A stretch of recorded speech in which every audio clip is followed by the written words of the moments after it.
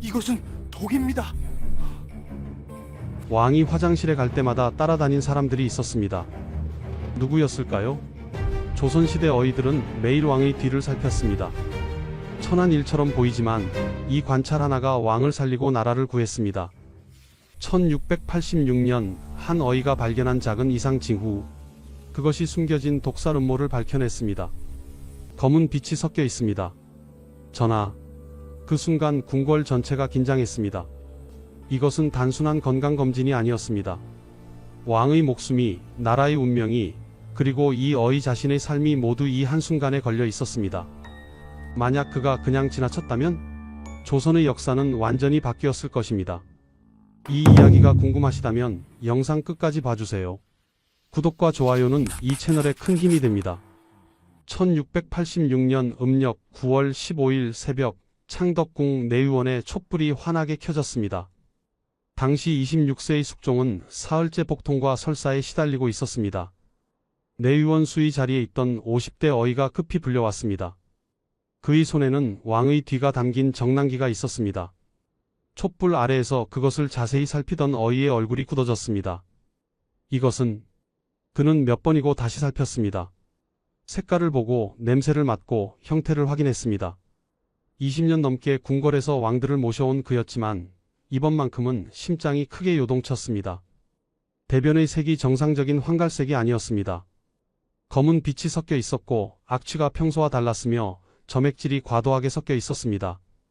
동의보감에서 배운 대로라면 이것은 위장 출혈의 징후였습니다. 하지만 전하께서는 토혈을 하신 적이 없었습니다. 그렇다면 이 검은 피는 어디서 온 것일까요? 어이는 즉시 다른 어이들을 불렀습니다. 내의원의 3명의 어이가 모두 모여 왕의 뒤를 살폈습니다. 모두 같은 결론에 도달했습니다. 출혈입니다. 하지만 토혈은 없으셨습니다. 그렇다면 어이들 사이에 무거운 침묵이 흘렀습니다. 그들은 모두 알고 있었습니다. 이런 증상이 나타날 수 있는 또 다른 이유를, 독입니다. 소량의 독을 오랜 기간 먹이면 위장에 출혈이 생기고 서서히 몸이 쇠약해집니다. 그리고 결국 죽음에 이르게 됩니다. 하지만 이것을 어떻게 보고할 것인가? 만약 잘못 판단한 것이라면 독살 음모를 의심한다는 보고는 곧 궁궐 전체를 뒤흔드는 일입니다. 무고한 사람들이 죽을 수도 있습니다. 반대로 만약 정말 독살 음모가 있는데 늦게 보고한다면 왕께서 승하하시면 어이들은 모두 목이 달아날 것입니다. 수인은 깊은 숨을 들이쉬었습니다. 그는 자신의 가족을 떠올렸습니다. 한양에 있는 아내와 2 아들, 그리고 늙으신 어머니. 이 보고를 하는 순간 자신의 가족도 위험에 빠질 수 있었습니다. 하지만 그는 어이였습니다. 20년 전 내의원에 들어오던 날 그는 맹세했습니다. 신은 오직 전하의 안녕만을 생각하겠습니다. 신의 목숨보다 전하의 건강이 먼저입니다. 그날의 맹세가 떠올랐습니다. 어이는 떨리는 손으로 붓을 들었습니다. 승정원에 올릴 장계를 쓰기 시작했습니다. 전하께서 사흘 전부터 복통과 설사를 하고 계십니다. 신이 살펴보니 대변에 혈색이 섞여 있고 색이 흑색을 띠며 악취가 심합니다. 이는, 붓을 든 손이 떨렸습니다. 다음 글자를 쓰는 순간 돌이킬 수 없게 됩니다. 이는 독의 징후일 수 있사옵니다. 글을 다 쓴 어이는 한참을 그 자리에 앉아 있었습니다. 창밖으로 동이 트기 시작했습니다. 곧 승정원이 열릴 것입니다. 이 장계가 올라가면 궁궐이 발칵 뒤집힐 것입니다. 내관들과 상궁들이 조사를 받을 것입니다. 왕의 식사를 담당하는 사람들이 문초를 당할 것입니다. 혹시 모릅니다. 이 모든 것이 자신의 오판일 수도 있습니다. 하지만 그는 일어섰습니다. 장계를 들고 승정원으로 향했습니다. 그의 심장은 미친 듯이 뛰었지만 발걸음은 흔들리지 않았습니다. 이것이 어이의 길입니다. 그는 속으로 되뇌었습니다. 전하를 지키는 것, 그것이 신하의 도리입니다. 설령 그것이 나의 목숨을 앗아간다 해도. 승정원 대청에 올라선 어이는 무릎을 꿇었습니다. 신에게 급히 아랠 것이 있사옵니다. 전하의 옥체에 이상이 생겼사옵니다. 승지들의 얼굴이 굳어졌습니다. 어떤 이상인가? 혈변의 징후가 보입니다. 그런데 토혈은 없으셨습니다. 그게 무슨 뜻인가? 어이는 목소리를 낮췄습니다. 독입니다. 독살의 가능성이 있사옵니다. 그 순간 승정원이 술렁이었습니다. 시간을 12년 전으로 돌려보겠습니다. 1674년 8월 현종이 승하하고 14세의 어린 세자가 왕위에 올랐습니다. 바로 숙종입니다. 당시 내의원에는 큰 변화가 일어났습니다. 새로운 왕을 모실 어이들을 선발해야 했기 때문입니다. 내의원은 조선시대 왕실의 의료를 담당하던 기관입니다. 정삼품 제조 2명을 우두머리로 하여 어의 약 10명, 의관 20여 명이 소속되어 있었습니다. 그 중에서도 어의는 특별했습니다. 직접 왕의 몸을 진찰하고 왕의 식사와 배설까지 관찰하는 사람들이었습니다. 1674년 가을 한 젊은 의원이 내의원 전시를 보기 위해 궁궐에 들어섰습니다. 그의 나이 28세, 양반 가문 출신이었지만 대대로 의학을 공부해온 집안이었습니다. 그는 어려서부터 동의보감을 익혔고 본초강목을 읽었으며 의방유치를 공부했습니다. 특히 그는 스승에게서 특별한 가르침을 받았습니다. 의원이 되려면 눈으로 보고 귀로 듣고 코로 맡고 손으로 짚어야 한다. 이것을 망문문절이라 한다. 그 중에서도 특히 중요한 것이 있다. 바로 대소변을 보는 것이다. 스승은 동의보감의 한 구절을 펼쳐 보였습니다. 대변이 검으면 위장에 열이 있는 것이요. 희면 한이 있는 것이다. 붉으면 하열이요. 누르면 정상이다. 냄새가 심하면 장에 병이 있고 무르면 비위가 약한 것이다. 젊은 의원은 이 가르침을 가슴에 새겼습니다. 전시는 어려웠습니다. 왕실 제조들이 직접 문제를 냈습니다. 허준의 동의보감에서 말하는 오장육부의 병증을 모두 말해보시오. 본초강목에 나오는 해독제 20가지를 말하고 각각의 효능을 설명하시오. 왕께서 갑자기 토혈을 하신다면 어떤 처방을 하겠는가? 젊은 의원은 차분하게 답했습니다. 그가 공부한 모든 것을 쏟아냈습니다. 마지막 질문이 나왔습니다. 만약 왕께서 독을 드셨다는 의심이 든다면 자네는 어떻게 하겠는가? 이것은 단순한 의학 문제가 아니었습니다. 정치적 판단을 묻는 질문이었습니다. 잘못 대답하면 불합격입니다. 아니, 목숨까지 위험할 수 있는 질문이었습니다. 젊은 의원은 깊은 절을 올리고 대답했습니다. 신은 오직 의원일 뿐입니다. 정치는 모릅니다. 신이 아는 것은 오직 병과 약뿐입니다. 만약 독의 징후가 보인다면 신은 사실대로 아랠 것입니다. 그것이 신을 죽음으로 이끈다 해도 그것이 의원의 도리라 생각합니다. 시험관들이 고개를 끄덕였습니다. 며칠 후 합격 통보가 왔습니다. 그는 내의원 어이가 되었습니다. 첫 출근 날 선배 어이가 그를 데리고 궁궐 곳곳을 안내했습니다. 여기가 약방이고 저기가 침방이다. 그리고 이곳이 선배는 한 작은 방 앞에 멈춰섰습니다. 정랑방이다. 여기서 전하의 뒤를 보관하고 관찰한다. 젊은 어이는 놀랐습니다. 보관한다고요? 그렇다. 전하께서 뒤를 보시면 즉시 이곳으로 가져온다. 그리고 우리가 관찰한다. 색깔, 냄새, 형태, 농도 모든 것을 본다. 그리고 승정원 일기에 기록한다. 금일 전하 대변 황색, 정상, 냄새 보통, 형태 고형 이런 식으로 선배는 계속 설명했습니다. 이것이 우리의 가장 중요한 임무 중 하나다. 대변은 거짓말을 하지 않는다.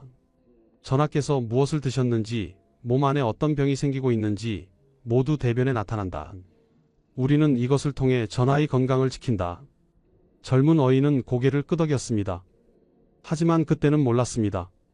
이 관찰이 얼마나 목숨을 거는 일인지, 이것이 단순한 건강관리가 아니라 때로는 정치적 음모를 밝혀내고 나라를 구하는 일이 될 수 있다는 것을. 그의 일상이 시작되었습니다. 내의원 어이들은 3교대로 근무했습니다. 24시간 중 8시간씩 왕을 지켰습니다. 새벽 5시부터 낮 1시까지, 낮 1시부터 밤 9시까지, 밤 9시부터 새벽 5시까지. 왕이 깨어 있을 때도 주무실 때도 항상 어이는 대기하고 있었습니다. 왕이 화장실에 가시면 즉각 보고가 들어왔습니다. 전하께서 정랑에 가셨습니다. 어이는 대기하다가 왕이 나오시면 즉시 그것을 가져와 살폈습니다. 처음에는 익숙하지 않았습니다. 손이 떨렸고 냄새에 메스꺼웠습니다. 하지만 시간이 지나면서 익숙해졌습니다. 아니, 익숙해져야 했습니다. 이것이 자신의 임무였기 때문입니다.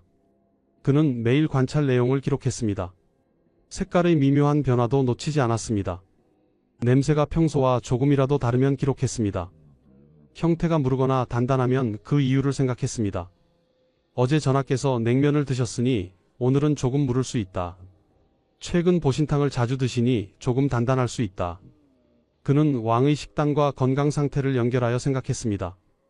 이것이 바로 어이의 일이었습니다. 선배 어이가 말했습니다. 이 일을 10년 하면 전하의 몸을 자네 몸처럼 알게 될 것이다.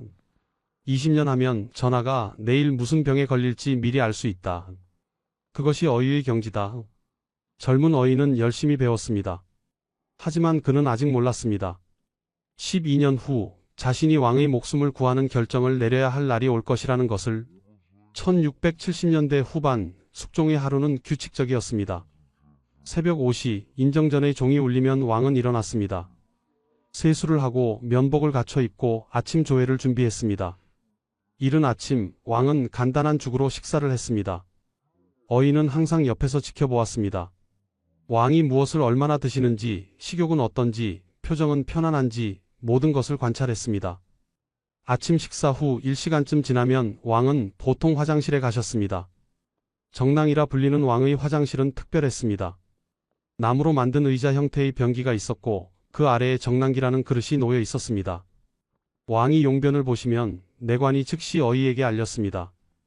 전하께서 정랑을 다녀오셨습니다. 어이는 즉시 움직였습니다. 정랑방으로 가서 정랑기를 받았습니다. 그리고 조용한 방에서 혼자 관찰을 시작했습니다. 먼저 색깔을 보았습니다. 정상적인 대변은 황갈색입니다. 만약 너무 노랗다면 담즙이 과다한 것이고 너무 어둡다면 수분이 부족하거나 출혈이 있을 수 있습니다. 흰색이 섞여 있다면 담도에 문제가 있는 것이고 붉은색이 보인다면 하혈의 징후였습니다. 다음은 냄새였습니다. 코를 가까이 대고 조심스럽게 냄새를 맡았습니다. 악취가 심하다면 장에 부패가 있는 것입니다. 신냄새가 난다면 소화불량입니다. 비린내가 난다면 혈변의 가능성이 있었습니다. 형태도 중요했습니다. 너무 단단하면 변비어, 너무 무르면 설사입니다. 미소화된 음식물이 섞여 있다면 소화 기능이 약한 것입니다. 점액이 많이 섞여 있다면 장에 염증이 있을 수 있었습니다. 어이는 이 모든 것을 자세히 관찰하고 기록했습니다. 숙종 4년 3월 12일 진시 오전 7-9시 전하 대변 황갈색, 형태 정상, 냄새 보통, 특이사항 없음. 이런 기록이 매일 승정원 일기에 남았습니다. 오늘날 우리가 조선시대 왕들의 건강 상태를 알 수 있는 것은 바로 이런 기록 덕분입니다. 낮 시간 동안 왕은 신하들을 만나고 국사를 처리하고 공부를 했습니다. 점심과 저녁 식사 후에도 왕은 화장실에 가셨고 그때마다 어이는 같은 과정을 반복했습니다. 하루에 보통 2-3번, 많을 때는 4-5번까지 관찰했습니다. 어이들은 이런 일상을 10년, 20년 반복했습니다. 그들은 왕의 몸을 자기 몸보다 더 잘 알게 되었습니다. 전하께서는 여름에 찬 음식을 드시면 꼭 배탈이 나신다. 전하께서는 스트레스를 받으시면 변비가 생기신다. 전하께서는 매운 음식을 드시면 설사를 하신다. 이런 작은 관찰들이 쌓여서 어이들은 왕의 건강을 지킬 수 있었습니다. 하지만 이 일은 위험했습니다.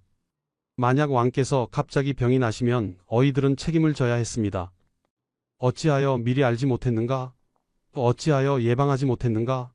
심한 경우 파직당하거나 유배를 가거나 심지어 사형을 당할 수도 있었습니다. 1680년 숙종 6년에 큰 정치 변화가 있었습니다. 경신왕국입니다.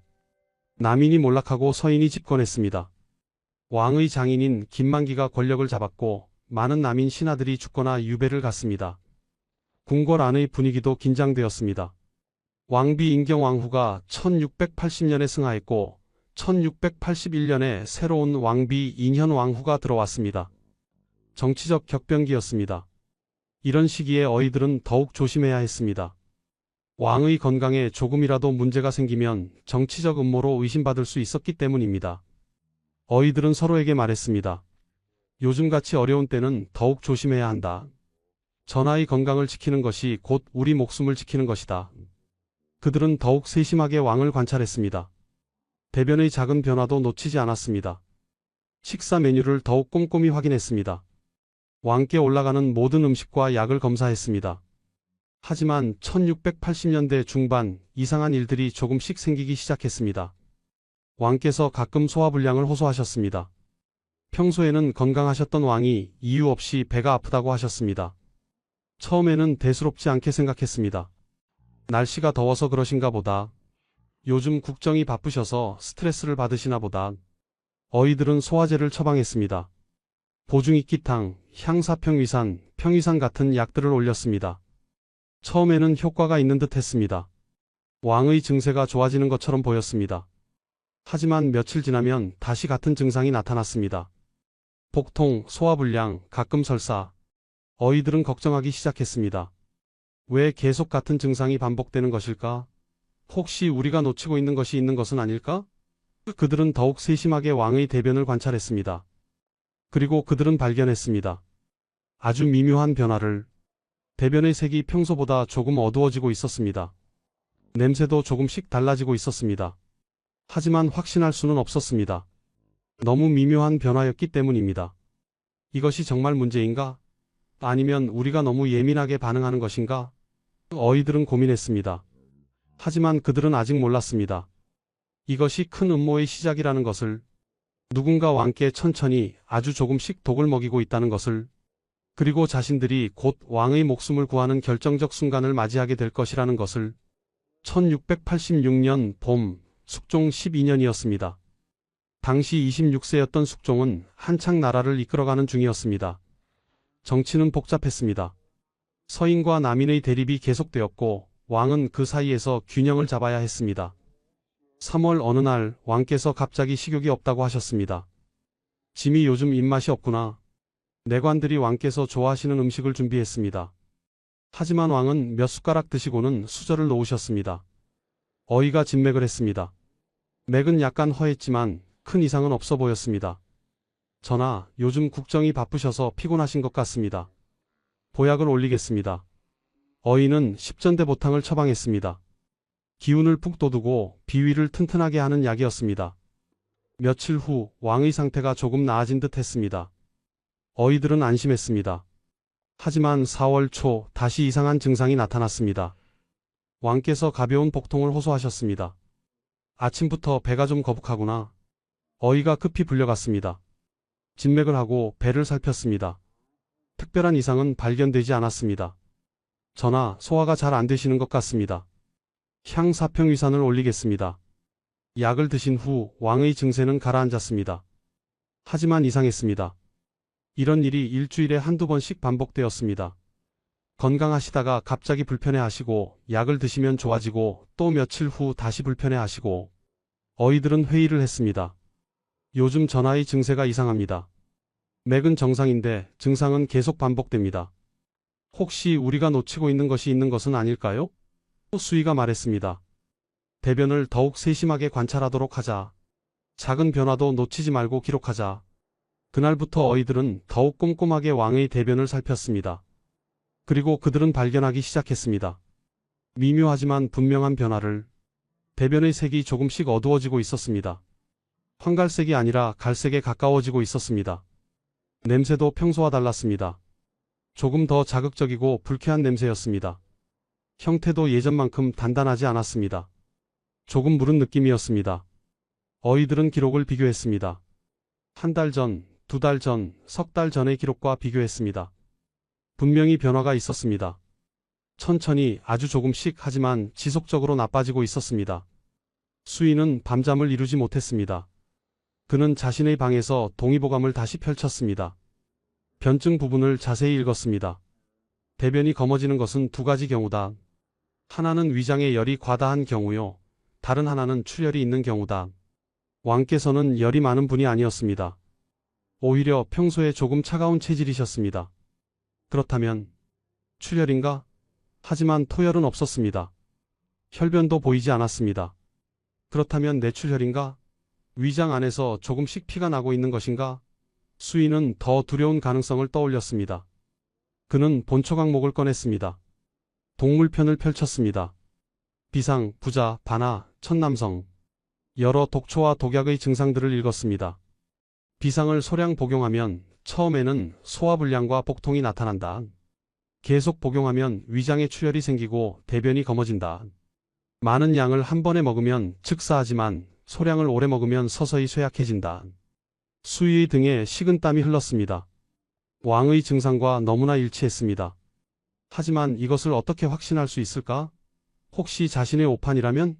만약 독살 음모를 의심한다고 보고했는데 아무 증거도 나오지 않는다면? 무고한 사람들이 죽을 것입니다. 그리고 자신도 목숨을 잃을 것입니다. 하지만 만약 정말 독살 음모가 있는데 늦게 보고한다면? 왕께서 돌아가시면 자신을 포함한 모든 어이들이 처형될 것입니다. 수인은 며칠 밤을 고민했습니다. 그는 다른 어이들에게도 조심스럽게 의견을 물었습니다. 자네는 어떻게 생각하나? 전하의 증세가 단순한 소화불량으로 보이는가? 젊은 어이가 고개를 저었습니다. 아닙니다. 뭔가 다릅니다. 하지만 확실하지 않습니다. 또 다른 어이가 말했습니다. 저도 이상하다고 생각했습니다. 우리가 처방하는 약이 효과가 없습니다. 일시적으로 좋아지는 것처럼 보이지만 곧 다시 나빠집니다. 수의가 조심스럽게 물었습니다. 혹시 독의 가능성은 생각해 보았는가? 방 안이 조용해졌습니다. 모두 그 가능성을 생각은 했지만 입 밖에 내기는 두려웠던 것입니다. 한 어이가 떨리는 목소리로 말했습니다.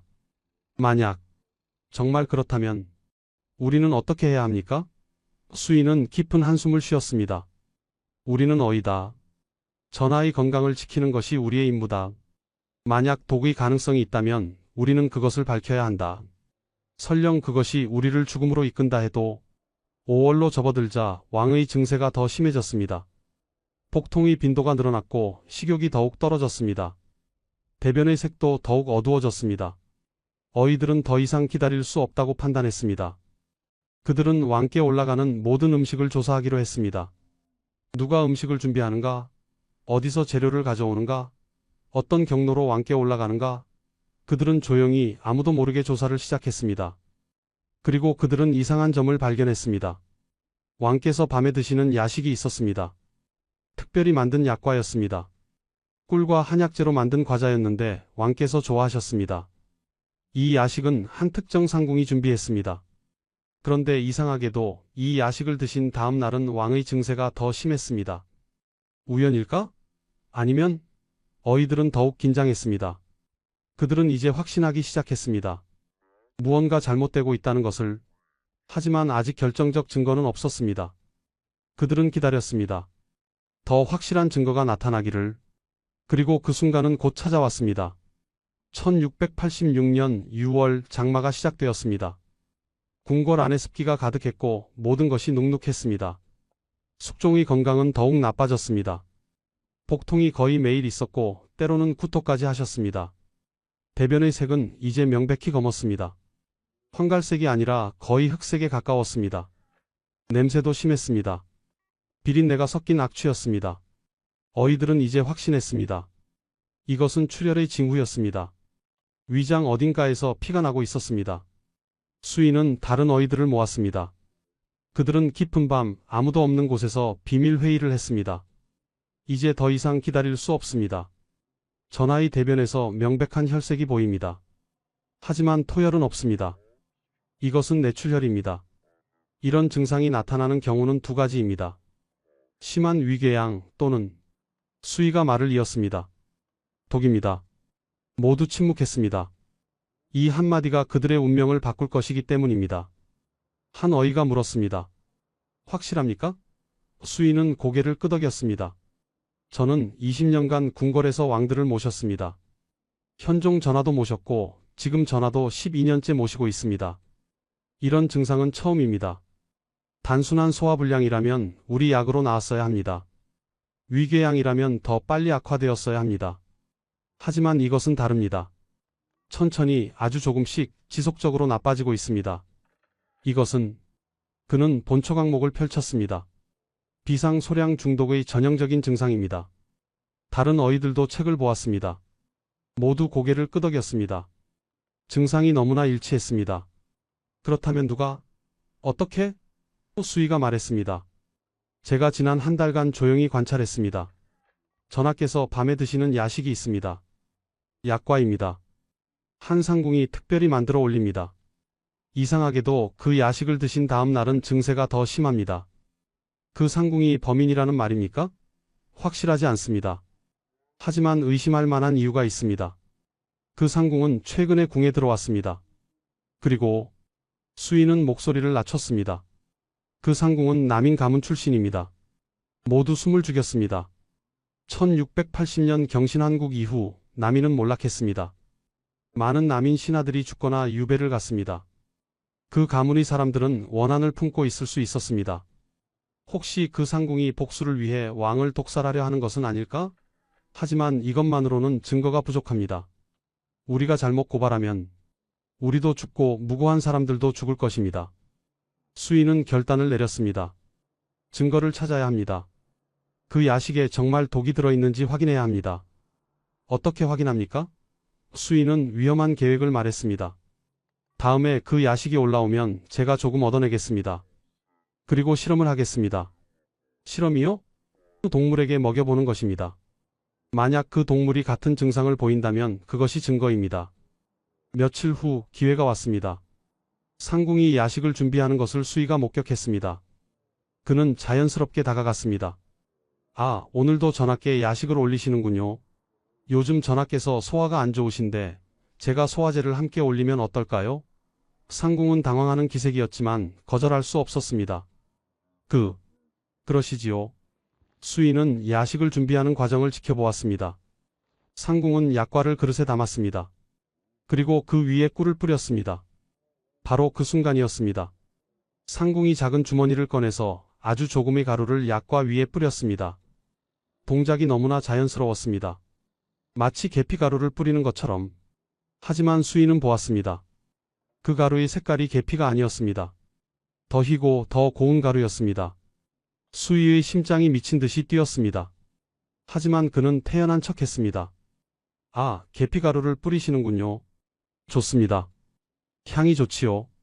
상궁이 잠깐 굳었다가 말했습니다. 네, 전하께서 좋아하십니다. 수인은 기회를 보았습니다. 제가 맛을 좀 보고 소화제 양을 조절하면 어떨까요? 상궁은 거절하려 했지만 어이의 요청을 무시할 수 없었습니다. 한 조각만요. 수인은 작은 조각을 얻었습니다. 그리고 즉시 자신의 방으로 돌아왔습니다. 그는 그것을 절대 입에 대지 않았습니다. 대신 조심스럽게 보관했습니다. 그날 밤 수인은 은밀히 실험을 했습니다. 궁궐에서 키우는 개 한 마리를 얻었습니다. 그리고 그 약과 조각을 개에게 먹였습니다. 다음 날 개는 설사를 했습니다. 그리고 그 다음 날 개의 대변에서 검은색이 보였습니다. 수인은 소름이 돋았습니다.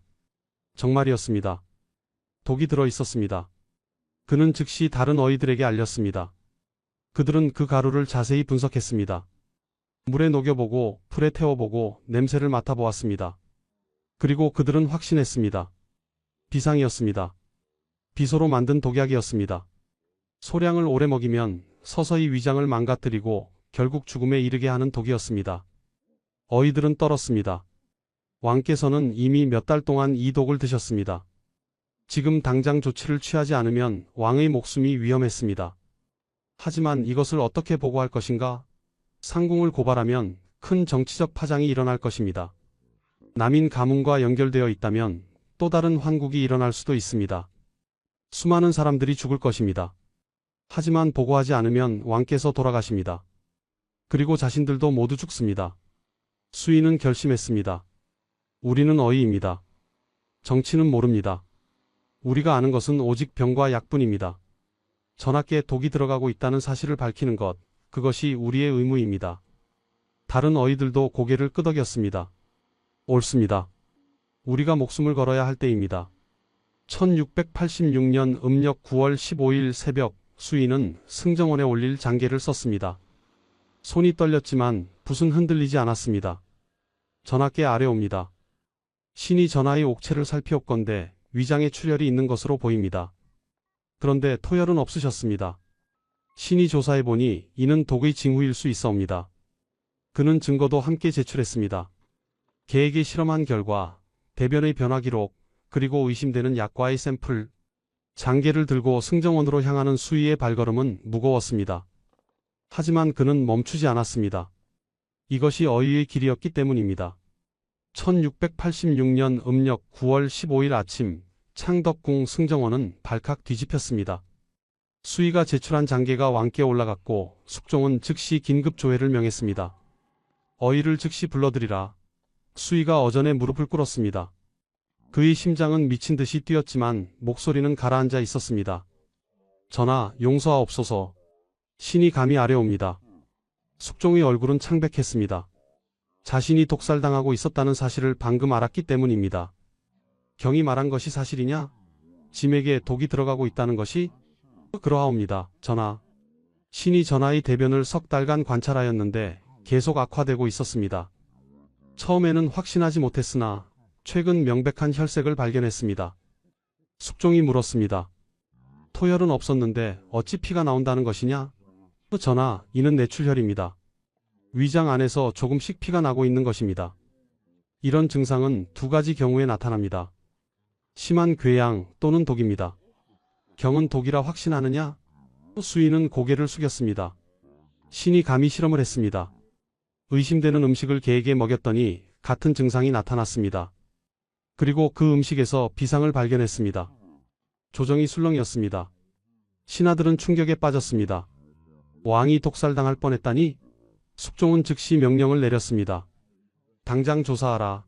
누가 감히 짐을 독살하려 했는가? 의금부가 움직였습니다. 왕의 식사를 담당하는 모든 상궁과 내관들이 조사를 받았습니다. 수의가 지목한 그 상궁도 잡혀왔습니다. 처음에 그녀는 부인했습니다. 신첩은 아무것도 모릅니다. 신첩은 그저 전하께서 좋아하시는 야식을 올렸을 뿐입니다. 하지만 증거가 있었습니다. 수의가 보관한 약과 샘플에서 비상이 검출되었습니다. 그녀의 처소를 뒤지자 작은 주머니가 발견되었습니다. 그 안에는 흰 가루가 들어 있었습니다. 시험해보니 역시 비상이었습니다. 상궁은 결국 무릎을 꿇었습니다. 용서하옵소서. 국문이 시작되었습니다. 숙종은 직접 국문을 지켜보았습니다. 내가 누구의 지시를 받았느냐? 상궁은 울며 고백했습니다. 신첩의 오라버니입니다. 내 오라버니는 누구냐? 전직 남인 관료였습니다. 경신왕국 때 유배를 갔다가 3년 전에 죽었습니다. 진실이 밝혀지기 시작했습니다. 그 상궁의 오빠는 1680년 경신왕국 때 남인으로 몰려 유배를 갔습니다. 그는 유배지에서 고생하다가 병으로 죽었습니다. 상궁은 오빠의 죽음을 왕 탓으로 돌렸습니다. 전하께서 서인의 편을 드셨기에 우리 오라버니가 죽었습니다. 그녀는 복수를 계획했습니다. 하지만 직접 칼로 죽일 수는 없었습니다. 궁궐의 경비가 삼엄했기 때문입니다. 그래서 그녀는 다른 방법을 선택했습니다. 천천히 아주 조금씩 독을 먹이는 것이었습니다. 한 번에 많이 먹이면 금방 들통날 것입니다. 하지만 아주 조금씩 몇 달에 걸쳐 먹이면 그저 병으로 보일 것이라 생각했습니다. 그녀는 비상을 구했습니다. 궁 밖의 약방에서 쥐약이라고 속이고 샀습니다. 그리고 석 달 전부터 야식에 아주 조금씩 섞어 넣기 시작했습니다. 처음에는 아무 일도 없었습니다. 하지만 한 달쯤 지나자 전하께서 배가 아프다고 하셨습니다. 신첩은 기뻤습니다. 효과가 있다는 뜻이었으니까요. 그녀는 계속 독을 넣었습니다. 매일 밤 야식을 준비할 때마다 조금만 더 지나면 전하께서 돌아가실 것이라 생각했습니다. 그러면 우리 오라버니의 원한을 풀 수 있을 것이라 생각했습니다. 하지만 어이들이 알아챘습니다. 그녀의 계획은 실패했습니다. 국문장에 있던 신하들은 분노했습니다. 이 역적을 당장 처형하라. 하지만 숙종은 더 알고 싶었습니다. 너를 도운 자가 더 있느냐? 너 혼자 이 일을 꾸몄느냐? 상궁은 고개를 저었습니다. 신첩 혼자입니다. 아무도 모릅니다. 신첩은 오라버니의 원한을 풀고 싶었을 뿐입니다. 조사 결과 그녀의 말이 사실인 것으로 드러났습니다. 배후 세력은 없었습니다. 정치적 음모도 아니었습니다. 그저 한 여인의 개인적 복수였습니다. 하지만 그 복수는 나라 전체를 위험에 빠뜨릴 뻔했습니다. 만약 왕이 돌아가셨다면? 당시 숙종에게는 아직 아들이 없었습니다. 경종은 1688년에 태어남 왕위 계승 문제로 나라가 혼란에 빠졌을 것입니다. 서인과 남인의 싸움이 더 격렬해졌을 것입니다. 어쩌면 반란이 일어났을 수도 있습니다. 이 모든 것이 한 여인의 복수심 때문에 벌어질 뻔했습니다. 숙종은 판결을 내렸습니다. 이 여인은 영모제로 다스린다. 능지처사하라. 상궁은 끌려나가면서 울부짖었습니다. 오라버니. 신첩은 오라버니의 원한을 풀고 싶었을 뿐입니다. 하지만 아무도 동정하지 않았습니다. 그녀는 사흘 후 처형되었습니다.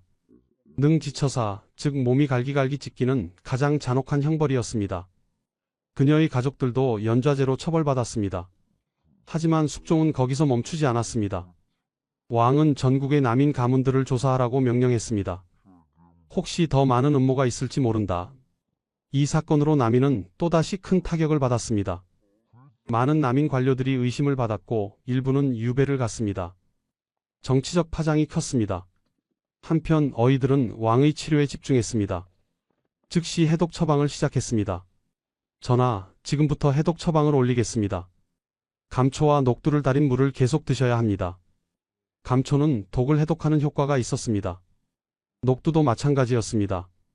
흑두검은 콩도 함께 사용했습니다.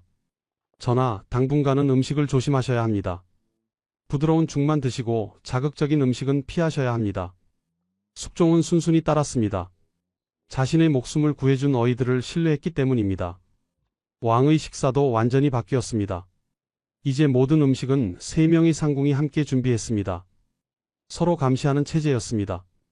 음식을 올리기 전에는 반드시 어이가 검사했습니다. 독의 흔적이 있는지, 이상한 냄새는 없는지, 색깔은 정상인지 모든 것을 확인한 후에야 왕께 올렸습니다. 치료는 석 달이 걸렸습니다. 천천히 아주 조금씩 왕의 건강이 회복되었습니다. 대변의 색이 정상으로 돌아왔습니다. 복통도 사라졌습니다. 식욕도 돌아왔습니다. 어이들은 매일 왕의 상태를 기록했습니다. 오늘 전하 대변 정상, 혈색 없음, 식사 잘하심, 안색 좋아짐. 마침내 12월 왕은 완전히 회복했습니다. 이제 우리는 알게 되었습니다. 1686년 가을 수위가 떨리는 손으로 왕의 대변을 살폈던 그 순간의 의미를. 그것은 단순한 건강검진이 아니었습니다. 그것은 왕의 목숨을, 나라의 운명을, 그리고 수많은 사람들의 삶을 결정하는 순간이었습니다. 수위가 본 검은 빛이 섞인 대변. 그것은 석 달 동안 조금씩 쌓인 비상독이 만든 위장출혈의 증거였습니다. 만약 그가 그것을 그냥 지나쳤다면?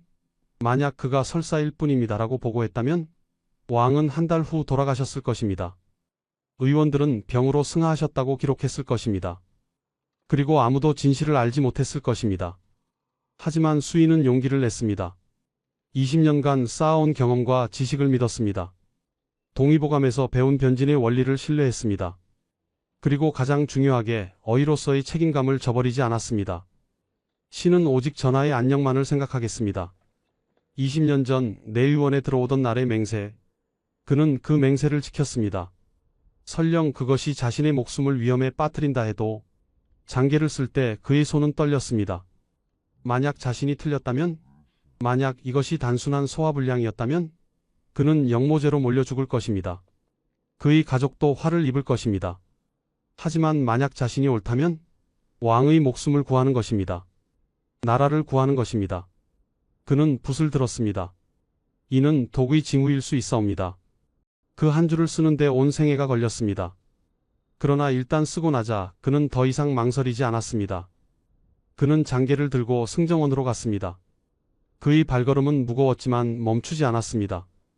이것이 어이의 길입니다. 승정원에서 그가 무릎을 꿇고 아뢰었을 때 승지들의 얼굴이 굳어졌습니다. 독이라고? 증거가 있느냐? 수인은 준비한 모든 것을 내놓았습니다. 석 달간의 관찰 기록, 대변 색깔의 변화를 상세히 적은 문서, 개를 이용한 실험 결과, 의심되는 약과의 샘플, 그리고 본초 강목에서 찾은 비상 중독의 증상 설명. 승지들은 그 증거들을 보고 고개를 끄덕였습니다. 이것은 오판이 아니었습니다. 수위의 판단은 정확했습니다. 왕께 보고가 올라갔습니다. 숙종은 충격을 받았지만 즉시 조치를 취했습니다. 조사가 시작되었고 범인이 잡혔고 진실이 밝혀졌습니다. 그리고 왕은 살아났습니다. 수위의 결단이 왕을 살렸습니다. 만약 그가 일주일만 더 망설였다면? 만약 그가 확실한 증거가 더 필요하다며 한 달을 더 기다렸다면? 너무 늦었을 것입니다. 왕의 위장은 이미 심각하게 손상되었을 것이고 아무리 해독 처방을 해도 회복하지 못했을 것입니다. 하지만 수인은 제때 움직였습니다. 왕은 완전히 회복했습니다. 석 달간의 치료 끝에 숙종의 건강은 예전으로 돌아왔습니다. 대변의 색은 정상적인 황갈색으로 돌아왔고 복통도 사라졌고 식욕도 돌아왔습니다. 1686년 12월 왕은 수의를 불렀습니다. 경이 짐의 목숨을 구했소. 수의는 무릎을 꿇었습니다. 신은 다만 어이로서의 도리를 다했을 뿐입니다. 아니요. 경은 목숨을 걸었소. 만약 경이 틀렸다면 경은 죽었을 것이오. 그럼에도 경은 용기를 냈소. 이것이 진정한 충신이오. 숙종은 수의에게 상을 내렸습니다. 품계를 올려주었고 토지를 하사했고 비단을 내렸습니다. 하지만 수의에게 가장 큰 보상은 다른 것이었습니다. 신이 전하를 살렸습니다. 그 사실이었습니다. 어이로서 20년을 살아오면서 그가 진정으로 원했던 것은 이것이었습니다. 왕을 지키는 것.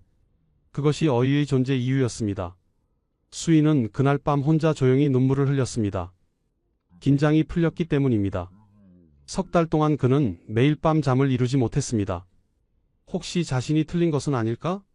혹시 왕께서 자신의 보고 때문에 더 위험에 빠지는 것은 아닐까? 온갖 걱정이 그를 괴롭혔습니다. 하지만 이제 모든 것이 끝났습니다. 왕은 살아계셨고 범인은 처벌받았고 진실은 밝혀졌습니다. 그는 자신의 임무를 완수했습니다. 하지만 그는 평생 그날을 잊지 못했습니다.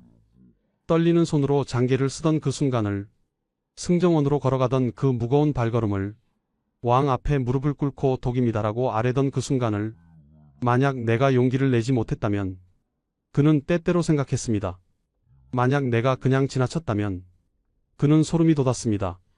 왕이 돌아가셨을 것입니다. 나라가 혼란에 빠졌을 것입니다. 그리고 진실은 영원히 묻혔을 것입니다. 하지만 그는 용기를 냈습니다.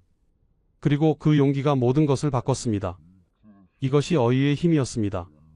왕의 대변을 관찰하는, 겉보기에는 비천해 보이는 일. 하지만 그 일이 왕을 지켰고 나라를 지켰고 수많은 생명을 구했습니다. 작은 것을 소홀히 하지 않는 정성, 미묘한 변화를 놓치지 않는 관찰력, 그리고 진실을 밝히는 용기, 이것들이 합쳐져서 한 나라를 구했습니다. 숙종은 그 후 34년을 더 살았습니다. 1720년에 60세로 승하할 때까지 그는 조선을 이끌었습니다. 강력한 왕권을 확립했고 환국 정치를 통해 신하들을 견제했고 나라를 안정시켰습니다. 만약 1686년에 그가 독살당했다면 이 모든 것이 불가능했을 것입니다. 조선의 역사가 완전히 바뀌었을 것입니다. 그리고 그것을 막은 것은 한 어이의 떨리는 손이었습니다. 대변을 살피는 그 겸손한 일이었습니다. 동의보감에서 배운 변진의 지식이었습니다. 그리고 무엇보다 어이로서의 책임감이었습니다. 목숨을 걸었기에 왕을 살렸고 나라를 구했습니다. 수의는 말년에 이렇게 회고했습니다. 만약 다시 그 순간으로 돌아간다 해도 저는 같은 선택을 할 것입니다. 그것이 어이의 도리이기 때문입니다. 1686년의 사건 이후 조선의 의료 시스템은 크게 변했습니다. 왕의 식사를 관리하는 규칙이 더욱 엄격해졌습니다. 모든 음식은 3명 이상의 상궁이 함께 준비해야 했습니다. 서로를 감시하는 체제였습니다. 음식을 왕께 올리기 전에는 반드시 어이가 검사했습니다. 색깔, 냄새, 형태, 모든 것을 확인했습니다. 일부 음식은 미리 맛을 보는 상궁도 있었습니다. 어이들의 지위도 높아졌습니다. 숙종은 어이들을 더욱 신뢰했고 그들의 의견을 존중했습니다.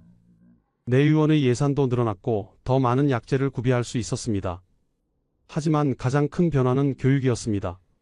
수의는 자신의 경험을 후배 어이들에게 전수하기로 했습니다. 그는 1690년대 초반 은퇴를 앞두고 후배들을 모았습니다. 여러분, 제가 오늘 여러분께 가장 중요한 가르침을 드리겠습니다. 젊은 어이들이 귀를 기울였습니다. 대변은 거짓말을 하지 않습니다. 수의는 자신의 경험을 이야기했습니다. 1686년의 그 사건을, 어떻게 왕의 대변에서 이상을 발견했는지, 어떻게 용기를 내서 보고했는지, 어떻게 왕의 목숨을 구했는지, 여러분 기억하십시오. 우리가 하는 일은 겉보기에는 비천해 보일 수 있습니다. 왕의 뒤를 살피는 일이니까요. 하지만 이것이야말로 가장 중요한 일입니다. 왕의 건강을 지키는 일이니까요. 그는 동의보감을 펼쳤습니다. 허준 선생께서 이렇게 말씀하셨습니다. 대변의 색으로 병을 안다. 이것은 과학입니다. 우리 조상들이 수천 년간 관찰하고 기록한 의학 지식입니다. 수인은 변진의 원리를 자세히 가르쳤습니다.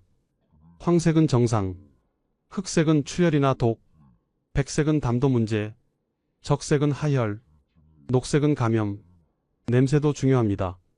악취는 부패, 산냄새는 소화불량, 비린내는 혈변, 형태도 봐야 합니다. 단단하면 변비, 무르면 설사, 점액이 많으면 염증, 그리고 가장 중요한 것은 수인은 젊은 어이들을 바라보았습니다. 용기입니다. 여러분이 이상을 발견했을 때 그것을 보고할 용기, 설령 그것이 여러분을 위험에 빠뜨린다 해도 진실을 말할 용기, 그것이 어이의 가장 중요한 덕목입니다. 젊은 어이들은 고개를 숙여 인사했습니다. 가르침 감사합니다. 수인은 1695년경 은퇴했습니다. 그는 고향으로 돌아가 조용히 여생을 보냈습니다. 하지만 그의 가르침은 계속 이어졌습니다. 후배 어이들은 그의 방법을 따랐습니다. 왕의 대변을 세심하게 관찰했고 작은 변화도 놓치지 않았고 이상이 있으면 즉시 보고했습니다. 조선시대 내내 어이들은 이렇게 왕들을 지켰습니다. 그들의 기록은 승정원 일기와 조선왕조실록에 남아 있습니다. 금일 전하 대변 정상, 금일 전하 설사, 보중익기탕 처방, 금일 전하 변비, 마인산 처방, 이런 기록들이 수백 년간 쌓였습니다. 조선의 어이들은 정말 뛰어났습니다. 그 중에서도 몇몇은 특별히 기억됩니다. 허준 1539-1615은 동의보감을 저술했습니다. 이 책은 조선의학의 집대성이었습니다. 변진을 포함한 모든 진단법이 체계적으로 정리되어 있었습니다. 이공유는 인조 때의 어이였습니다. 왕이 두창천 연두에 걸렸을 때 그는 목숨을 걸고 치료했습니다. 신겸은 효종 때의 어이였습니다. 왕이 갑자기 쓰러졌을 때 그는 침술로 왕을 구했습니다. 이들은 모두 같은 정신을 가지고 있었습니다. 왕의 목숨을 지키는 것, 그것이 어이의 존재 이유였습니다. 조선의 의학은 세계적으로도 뛰어났습니다. 특히 변진은 매우 과학적인 진단법이었습니다. 현대의학으로 보아도 타당한 원리입니다. 대변의 색깔은 정말로 건강 상태를 반영합니다. 검은 변은 위장 출혈의 징후입니다. 흰 변은 담도 폐쇄를 의미할 수 있습니다. 붉은 변은 하부장 출혈입니다. 냄새도 의미가 있습니다. 악취는 장내 세균 불균형을 나타냅니다. 형태도 중요합니다. 브리스톨 대변 척도라는 현대의학 기준도 같은 원리입니다. 조선의 어이들은 현대의학의 원리를 수백 년 전에 이미 알고 있었습니다. 그들은 경험을 통해, 관찰을 통해, 기록을 통해 이 지식을 축적했습니다. 1910년 조선이 망했습니다. 순종은 조선의 마지막 왕이었습니다. 내의원도 해체되었습니다. 마지막 어이들은 궁을 떠나야 했습니다. 한 늙은 어이가 젊은 제자에게 말했습니다. 나라는 망했다. 하지만 이 지식만큼은 남겨야 한다. 그는 자신이 평생 쌓은 의학 지식을 제자에게 전수했습니다. 변진의 원리, 관찰의 방법, 진단의 기술, 이것을 한의학으로 전하거라. 우리 조상들의 지혜를 잊지 말거라. 그렇게 조선의 의학은 한의학으로 이어졌습니다. 오늘날에도 한의사들은 대소변을 관찰합니다. 망문문절의 전통이 계속되고 있습니다. 이 이야기가 우리에게 주는 교훈은 무엇일까요? 첫째, 작은 것을 소홀히 하지 말라는 것입니다. 어이들은 겉보기에 비천해 보이는 일을 했습니다. 하지만 그 일이 왕을 지키고 나라를 구했습니다. 둘째, 관찰의 중요성입니다. 미묘한 변화를 놓치지 않는 세심함. 그것이 문제를 조기에 발견하게 했습니다. 셋째, 전문성입니다. 어이들은 동의보감을 공부했고 본초 강목을 익혔고 수십 년의 경험을 쌓았습니다. 그 전문성이 정확한 진단을 가능하게 했습니다. 넷째, 용기입니다. 진실을 말하는 것은 때로 위험합니다. 하지만 진실을 숨기는 것은 더 큰 재앙을 부릅니다. 다섯째, 책임감입니다. 신은 오직 전하의 안녕만을 생각하겠습니다. 이 맹세를 지키는 것, 그것이 전문가의 도리입니다. 여섯째, 헌신입니다. 어이들은 24시간 왕을 지켰습니다. 목숨을 걸고 임무를 수행했습니다. 이런 교훈들은 오늘날에도 유효합니다. 의사든 공무원이든 교사든 어떤 직업이든 자신의 일에 최선을 다하는 것, 작은 것을 소홀히 하지 않는 것, 전문성을 쌓는 것, 용기 있게 진실을 말하는 것, 이것들이 우리 사회를 지킵니다. 조선시대 어이들은 우리에게 이것을 보여주었습니다. 지금까지 조선시대 어이들의 목숨 건 임무 이야기였습니다. 왕의 대변을 관찰하는 것이 어떻게 나라를 구했는지, 작은 것에 대한 정성이 어떻게 큰 것을 지키는지, 전문가의 책임감이 어떻게 역사를 바꿨는지, 이 이야기가 여러분께 작은 깨달음이 되길 바랍니다. 우리 모두 각자의 자리에서 최선을 다하는 사람이 됩시다. 작은 것을 소홀히 하지 않는 사람이 됩시다. 그것이 우리 자신을, 우리 가족을, 우리 사회를 지키는 길입니다. 이 영상이 도움이 되셨다면 구독과 좋아요 부탁드립니다. 여러분의 관심과 응원이 더 좋은 역사 이야기를 만드는 데 큰 힘이 됩니다. 다음에 또 만나요. 감사합니다. 선생님! 1570년 겨울 조선 최고의 학자가 마지막 숨을 거두려 하고 있었습니다. 평생 1000권이 넘는 책을 읽고 수천 명의 제자를 가르쳤던 그 사람. 왕이 10번이나 높은 벼슬을 내렸지만 모두 거절했던 그 사람. 그런데 이 위대한 학자의 마지막 말은 학문이 아니었습니다. 내 아이들, 내가 지키지 못한, 이것은 1000원 지폐 속 그 미소 뒤에 숨겨진 이야기입니다. 왕의 명령을 10번이나 거절한 이유, 평생 그를 괴롭힌 비극. 지금부터 500년 전 한 학자의 진짜 이야기를 들려드리겠습니다. 퇴계 이황, 그의 숨겨진 비극이 지금 시작됩니다. 이 이야기가 궁금하시다면 영상 끝까지 봐주시고 구독과 좋아요는 큰 힘이 됩니다. 1570년 12월 8일 경상도 예안현 도산서당입니다. 차가운 겨울바람이 낙동강을 타고 흘러왔습니다. 나무로 지은 작은 서당 안 한 노인이 누워 있었습니다. 주름진 얼굴, 하얀 수염, 가느다란 숨소리만이 그가 아직 살아있음을 증명하고 있었습니다. 바로 조선 최고의 성리학자 퇴계 이황이었습니다.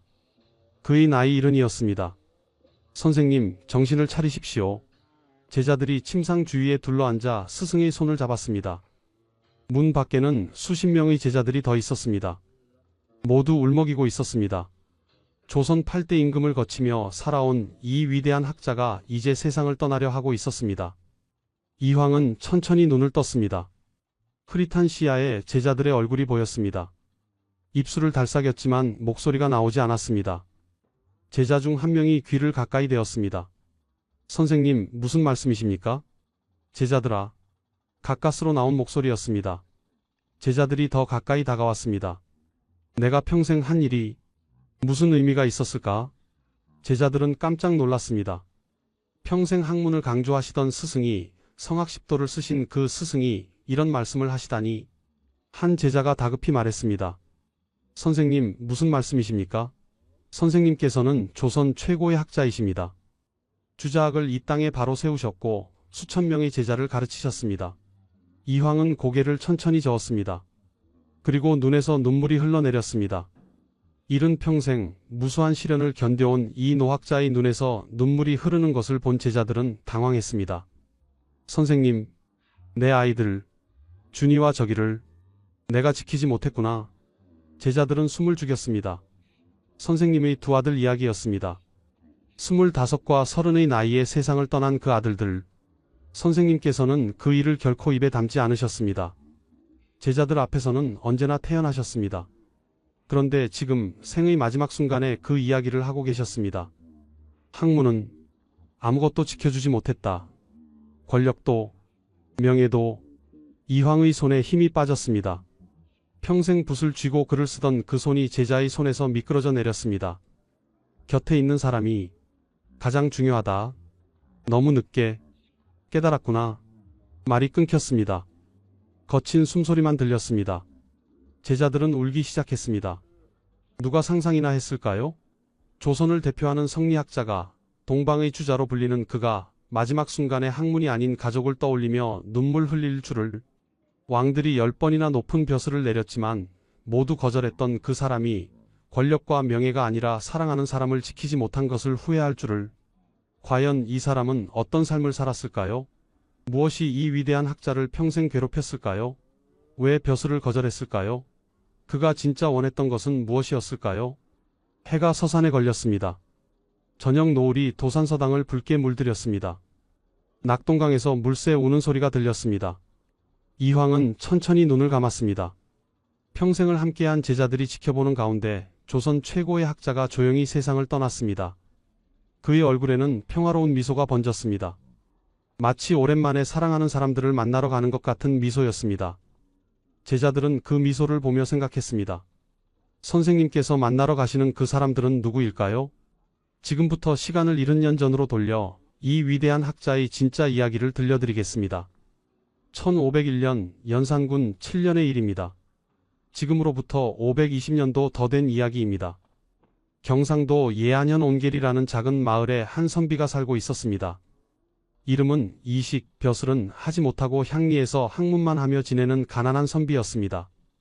그해 겨울 이식의 집안에 큰 슬픔이 찾아왔습니다. 이식이 병으로 세상을 떠난 것입니다. 42살의 나이였습니다. 남겨진 것은 부인 박씨와 7명의 자식들이었습니다.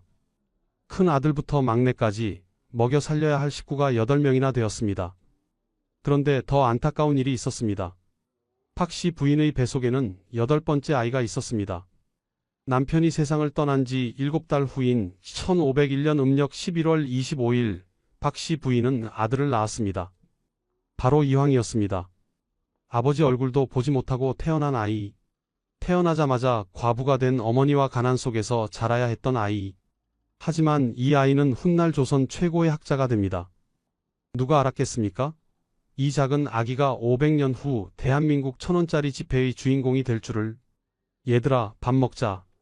박씨 부인은 7자식을 먹이기 위해 밤낮으로 일했습니다. 바느질을 하고 남의 집 일을 거들고 밭을 갈았습니다. 손에서 피가 나도 쉬지 않았습니다. 아이들이 굶어서는 안 되었기 때문입니다. 그런데 박씨 부인에게는 돈보다 더 중요하게 여기는 것이 있었습니다. 바로 아이들의 교육이었습니다. 아무리 가난해도 공부만큼은 시켰습니다. 너희 아버지께서 평생 학문을 하셨다. 너희들도 글을 배워야 한다. 큰 아들부터 차례로 글을 가르쳤습니다. 책을 살 돈이 없으면 빌려다 베껴 썼습니다. 선생님을 모실 돈이 없으면 형들이 동생들을 가르쳤습니다. 막내 이황도 5살 때부터 글을 배우기 시작했습니다. 형들이 스승이었습니다. 특히 12살 위인 셋째 형 이유가 많이 가르쳐 주었습니다. 황아, 이 글자는 인이라고 읽는다. 사람을 사랑하는 마음이란 뜻이지. 인, 사람을 사랑하는 마음. 어린 이황은 눈을 반짝이며 글자를 따라 썼습니다. 붓을 쥔 손이 떨렸지만 정성스럽게 한 획 한 획 그어나갔습니다. 이황은 달랐습니다. 다른 아이들보다 유난히 똑똑했습니다. 한 번 가르쳐주면 바로 이해했고 2번 읽으면 외웠습니다. 12살 때는 이미 논어를 읽고 이해했습니다. 10대의 주자의 학문에 빠져들었습니다. 어머니, 주자는 이렇게 말했습니다. 사람의 마음에는 본래 하늘의 이치가 있다고요. 박씨 부인은 아들의 말을 들으며 눈물을 흘렸습니다. 남편이 살아계셨다면 얼마나 기뻐했을까요? 자신을 닮은 아들이 이렇게 훌륭하게 자라는 것을 보셨다면. 그래, 황아. 네가 우리 집안의 자랑이구나. 하지만 가난은 계속되었습니다. 이황이 15살 되던 해 형들이 차례로 장가를 들었습니다. 식구가 늘어났고 먹여 살려야 할 사람이 많아졌습니다. 박씨 부인의 손은 더 거칠어졌습니다. 이황은 그런 어머니를 보며 마음이 아팠습니다. 어머니, 제가 빨리 과거에 급제해서 벼슬을 하겠습니다. 그래서 어머니를 편히 모시겠습니다. 아니란다, 황아. 급할 것 없다. 학문은 서두르는 것이 아니란다. 천천히 바르게 배우는 것이 중요하지. 박씨 부인은 아들이 성공하기를 바랐지만 그보다 더 중요한 것은 바른 사람이 되는 것이라고 생각했습니다. 돈과 권력보다는 학문과 덕을 쌓는 것이 먼저였습니다. 이황은 어머니의 말씀을 가슴에 새겼습니다. 그리고 밤낮으로 공부했습니다. 춥고 배고파도 책을 놓지 않았습니다. 어머니의 기대를 저버릴 수 없었기 때문입니다. 1518년 이황이 18살 되던 해였습니다. 같은 고을에 사는 허씨 집안의 딸과 혼인을 했습니다. 가난한 집안끼리의 혼인이었지만 두 사람은 서로 아꼈습니다. 황서방, 과거 공부 열심히 하세요. 제가 뒷바라지 잘하겠습니다. 고맙소, 당신. 내가 꼭 급제해서 우리 집안을 일으켜 세우겠소. 이황은 더욱 열심히 공부했습니다. 21살에 성균관에 들어가 본격적으로 과거 공부를 시작했습니다. 서울까지 가는 길이 멀고 험했지만 꿈을 위해 걸었습니다. 그런데 그때는 아무도 몰랐습니다. 이 똑똑한 청년이 훗날 조선 최고의 학자가 될 것도 그리고 그 학문이 평생 그를 괴롭힐 것도, 어머니에게 했던 약속, 빨리 벼슬을 해서 편히 모시겠다는 그 약속을 지키지 못할 것도, 어린 이황이 어머니에게 물었던 적이 있습니다. 어머니, 학문을 하면 사랑하는 사람을 지킬 수 있나요? 물론이지, 아가. 학문은 모든 것을 지켜준단다. 하지만 이것은 틀린 대답이었습니다. 이황은 훗날 깨닫게 됩니다. 학문으로는 지킬 수 없는 것들이 있다는 것을, 그리고 그것을 깨달았을 때는 이미 너무 늦었다는 것을. 1534년 서울 성균관입니다. 과거 시험 결과가 발표되는 날이었습니다. 수백 명의 선비들이 방 앞에 모여들었습니다. 모두 떨리는 마음으로 자신의 이름이 있기를 기다렸습니다. 이황. 한 선비가 자신의 이름을 발견하고 소리쳤습니다. 바로 우리의 이황이었습니다. 34의 나이에 마침내 과거에 급제한 것입니다. 늦은 나이였지만 그는 기뻤습니다. 어머니, 제가 해냈습니다. 고향으로 달려가 어머니께 기쁜 소식을 전했습니다. 팍씨 부인은 아들을 끌어안고 울었습니다. 내 아버지께서 살아계셨다면 얼마나 기뻐하셨을까? 황아, 정말 장하구나. 이황의 관직 생활이 시작되었습니다. 처음에는 승문원 권지부정자라는 낮은 벼슬을 받았습니다. 문서를 관리하고 기록하는 일이었습니다. 화려하지는 않았지만 이황은 성실하게 일했습니다. 그의 실력은 곧 인정받았습니다. 1538년 38살에 성균관 전적이 되었습니다. 성균관에서 학생들을 가르치는 자리였습니다. 이황은 기뻤습니다. 벼슬보다 가르치는 일이 더 좋았기 때문입니다. 스승님, 이 구절이 무슨 뜻입니까? 자, 주자는 이렇게 설명했다. 사람의 마음에는 본성이 있고 본성은 하늘로부터 온다. 그러니 우리는. 이황의 강의는 명쾌했습니다. 어려운 성리학을 쉽게 풀어서 설명했습니다. 학생들은 그의 강의를 듣기 위해 모여들었습니다. 조선의 대학자가 나타났다는 소문이 퍼지기 시작했습니다. 1539년 홍문관 수찬이 되었습니다. 왕의 자문 역할을 하는 자리였습니다. 1540년에는 사헌부 지평이 되어 관리들을 감찰하는 일을 했습니다. 승승장구였습니다. 그런데 이상한 일이 벌어졌습니다. 1543년 43이 되던 해였습니다. 조정에서 이황을 홍문관 부제학으로 임명하려 했습니다. 상당히 높은 자리였습니다. 신은 부족하여 그 직책을 감당할 수 없습니다. 이황이 거절했습니다. 사람들은 놀랐습니다. 누구나 원하는 자리를 왜 거절하는 것일까요? 이황, 자네 무슨 생각인가? 이런 기회가 흔한 줄 아는가? 동료들이 말렸습니다. 하지만 이황은 단호했습니다. 저는 벼슬보다 학문이 더 중요합니다. 그리고 말을 멈추었습니다. 사실 다른 이유가 있었습니다. 1537년 37살 때의 일이었습니다. 그때 조선은 혼란스러웠습니다. 살인과 훈구의 싸움이 치열했고 무고한 선비들이 죽어나갔습니다. 이른바 사화였습니다. 그해 이황의 친형 이해가 사화에 연루되었습니다. 누군가 이해가 영모를 꾀한다고 모함했던 것입니다. 물론 거짓이었지만 조정은 들끓었습니다. 형님, 형님. 이황은 형을 구하기 위해 뛰어다녔습니다. 다행히 형은 죽음을 면했지만 귀양을 가야 했습니다. 그날 밤 이황은 잠을 이루지 못했습니다. 조정이란 곳이 이렇게 위험한 곳인가? 학문을 한다는 이유로, 선비라는 이유로 목숨을 잃는구나. 그때부터였습니다. 이황이 벼슬을 조심스럽게 대하기 시작한 것은 높은 자리에 오를수록 위험도 커진다는 것을 깨달았습니다. 하지만 이것만이 이유는 아니었습니다. 더 중요한 이유가 있었습니다. 1545년 45살 때였습니다. 이황에게 장남 이준이 태어났습니다. 늦둥이 아들이었습니다. 이황은 기뻤습니다. 아들아, 내가 왔구나. 아버지가 잘 키우마. 아기를 안고 환하게 웃는 이황. 그의 얼굴에는 행복이 가득했습니다. 벼슬도 명예도 좋지만 가족보다 더 소중한 것은 없었습니다. 당신 이제 벼슬은 그만두고 집에 계시면 안 될까요? 아이도 태어났는데. 부인이 조심스럽게 말했습니다. 이황은 고개를 끄덕였습니다. 그러고 싶소. 나도 가족과 함께 있고 싶소. 1546년 이황은 고향으로 돌아갔습니다. 서울의 벼슬을 내려놓고 경상도 예안으로 내려간 것입니다. 많은 사람들이 의아해했습니다. 대학자가 왜 벼슬을 버리고 내려가는가? 출세를 포기한 것인가? 하지만 이황에게는 분명한 이유가 있었습니다. 나는 가족과 함께 있고 싶다. 아들을 보며 살고 싶다. 어머니를 모시고 싶다. 고향에서 이황은 조용히 지냈습니다. 낮에는 책을 읽고 글을 쓰고 저녁에는 아들과 놀아주었습니다. 아버지, 저 새는 무슨 새예요? 저것은 까칠한다. 기쁜 소식을 가져온다는 새지. 진짜요? 우리한테도 기쁜 소식이 올까요? 그럼 아들아, 우리에게는 매일이 기쁜 날이란다. 행복한 시간이었습니다. 이황은 이 시간이 영원히 계속되기를 바랐습니다. 벼슬도 명예도 필요 없었습니다. 가족만 있으면 되었습니다. 하지만 하늘은 잔인했습니다. 이 행복을 오래 허락하지 않았습니다. 1548년 차남 이적이 태어났습니다. 이황은 더욱 기뻤습니다. 두 아들이 생긴 것입니다.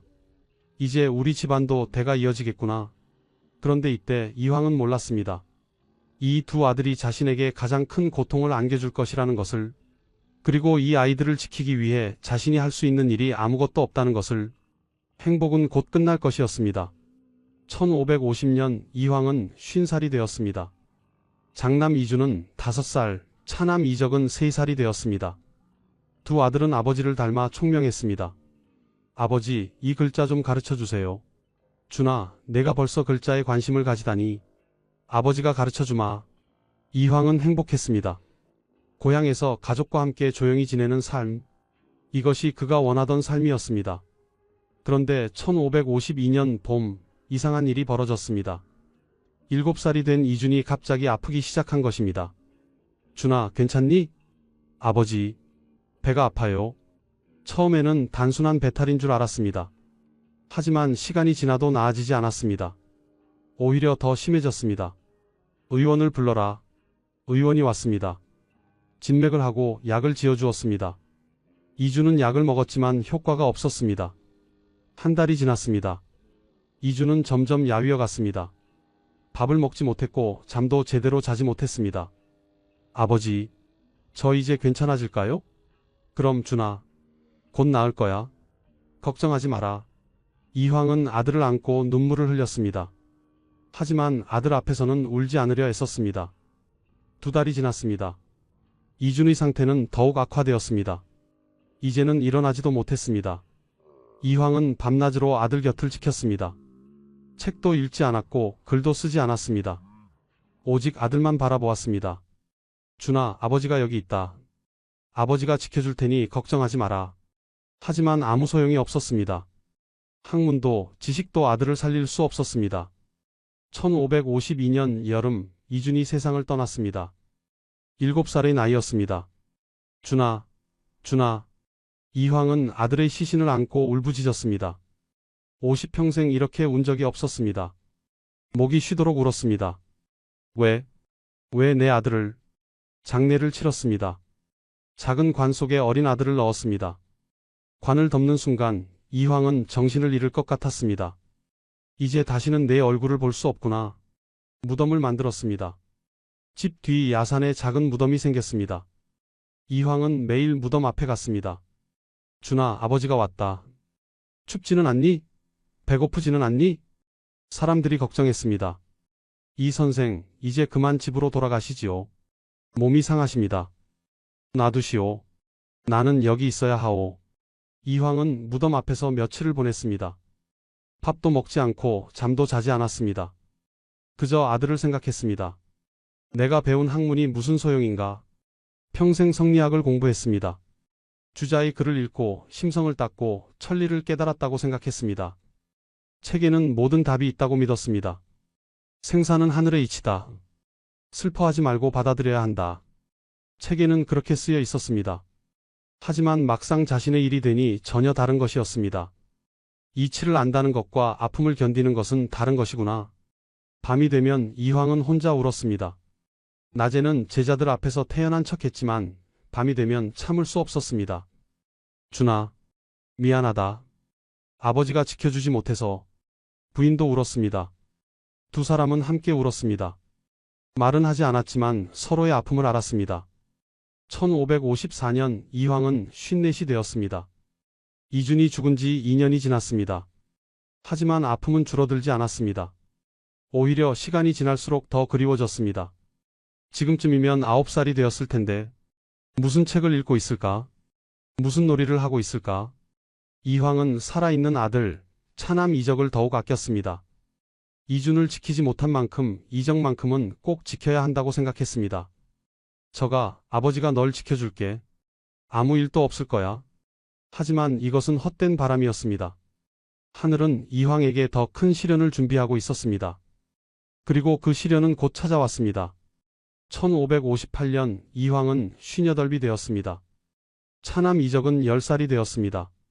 이준이 죽은 지 6년이 지났지만 이황은 여전히 슬픔 속에 살고 있었습니다. 아버지, 오늘은 무슨 책을 읽을까요? 저가 오늘은 맹자를 읽어보자꾸나. 이황은 아들과 함께 책을 읽었습니다. 하지만 마음 한구석은 늘 텅 비어 있었습니다. 이준이 있던 자리가 너무나 컸습니다.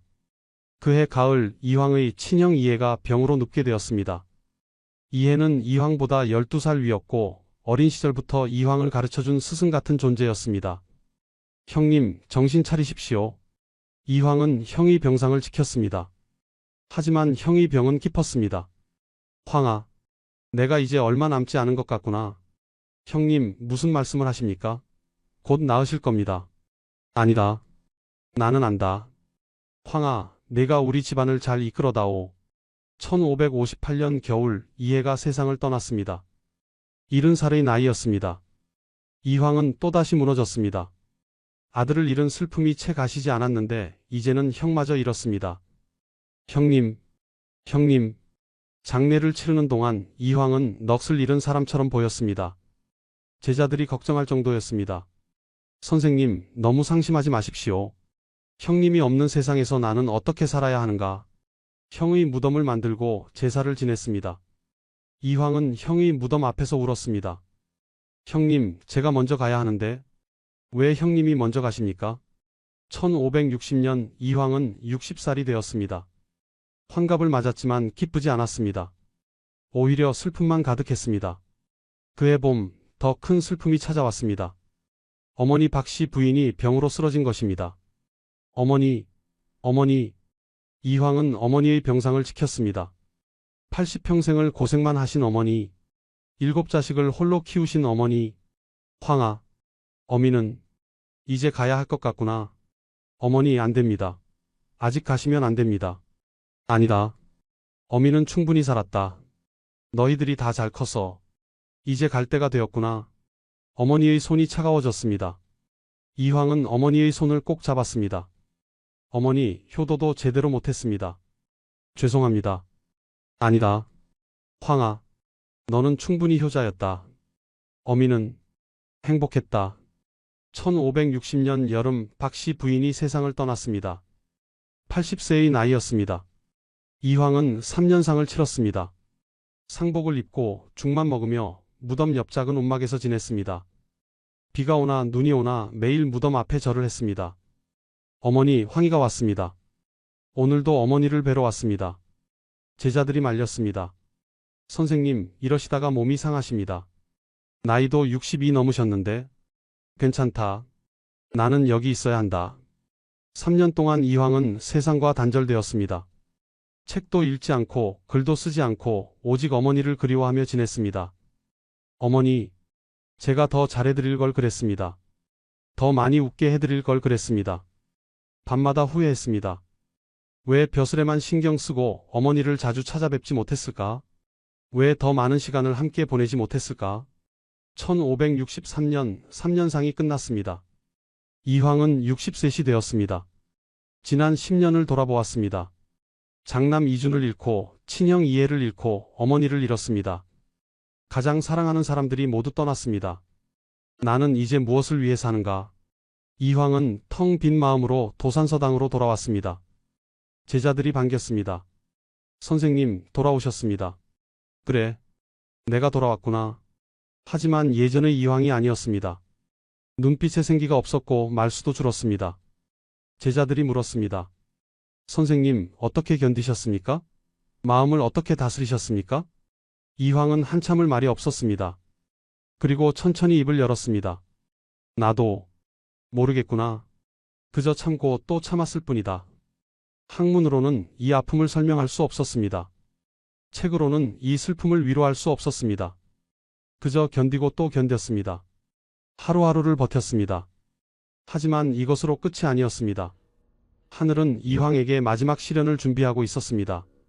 1564년 이황은 64시 되었습니다. 3년상을 마치고 도산서당으로 돌아온 지 1년이 지났습니다. 제자들을 가르치며 조용히 지내고 있었습니다.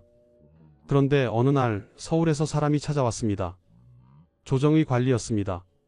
선생님, 전교입니다. 전교, 즉 임금의 명령이었습니다. 관리가 공손히 문서를 펼쳤습니다. 임금님께서 선생님을 대제학으로 임명하십니다. 즉시 상경하십시오. 대제학, 홍문관의 최고 관직이었습니다. 학자로서는 최고의 영예였습니다. 제자들이 기뻐했습니다. 선생님, 축하드립니다. 하지만 이황은 표정이 어두웠습니다. 돌아가서 전하시오. 신은 늙고 병들어 감당할 수 없다고. 선생님, 하지만 가시오. 관리는 어쩔 수 없이 돌아갔습니다. 제자들이 물었습니다. 선생님, 왜 거절하십니까? 대제학이면 큰 벼슬인데. 이황은 고개를 저었습니다. 나에게는 더 중요한 것이 있다. 무엇이 더 중요한지 제자들은 알 수 없었습니다. 한 달 후 또 사람이 왔습니다. 이번에는 더 높은 관직이었습니다. 선생님, 예조판서로 임명하십니다. 또 거절했습니다. 신은 감당할 수 없습니다. 이것이 반복되었습니다. 1565년, 1566년, 1567년. 매년 조정에서 사람이 왔고 매번 이황은 거절했습니다. 명종 임금은 이해할 수 없었습니다. 이황은 왜 계속 거절하는가? 나라가 필요로 하는데. 신하들도 수군거렸습니다. 이상한 사람이로군. 누구나 원하는 자리를 왜 마다하는가? 혹시 더 높은 자리를 노리는 것 아닐까?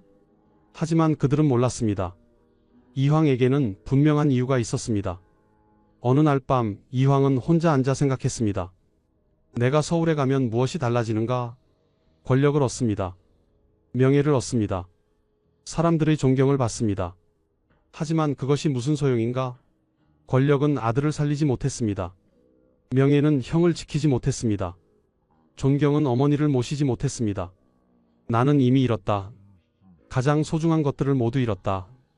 이황은 창밖을 바라보았습니다. 달빛이 고요했습니다. 멀리 무덤이 있는 산이 보였습니다. 준아, 저가, 형님, 어머니, 다들 저기 계시는구나. 눈물이 흘렀습니다. 나는 여기 남아서 너희를 기억하고 싶다. 매일 무덤을 찾아가고 싶다. 그것이 내가 할 수 있는 유일한 일이다. 벼슬을 하면 서울에 가야 합니다. 서울에 가면 가족의 무덤을 자주 찾아갈 수 없습니다.